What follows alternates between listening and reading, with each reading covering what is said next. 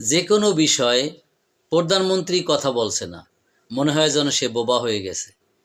সে স্বরাষ্ট্রমন্ত্রী দ্বারা কথা বলায়, বিভিন্ন মন্ত্রী দ্বারা কথা বলায়। মানুষকে বোকা মনে করেন না তারেক রহমান। আপনাকে তারেক জিয়া বলতাম, এখন তারেক জিয়া থেকে জিয়া নাম আমি কর্তন করেছি, যেহেতু জিয়ার আদর্শ আপনার মধ্যে কোথাও খুঁজে পাওয়া যায় না। জিয়াউর রহমান মারা গেছে, তার আদর্শও সাথে সাথে মারা গেছে। কিছু আদর্শ ধরে রেখেছিল বেগম জিয়া, আপনার মা। কিন্তু আপনার মায়ের সন্তান বলতে আমার লজ্জা লাগে।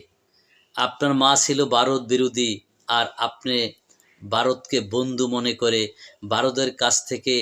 ভারতের কাছ থেকে পরামর্শ নিয়ে বাংলাদেশে প্রবেশ করেছেন।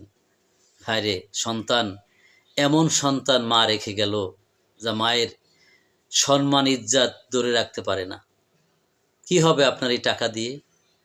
আপনি একবারও ভেবে দেখেছেন আপনার বাবা নেই, মা নেই, ভাই নেই, আপনি আছেন।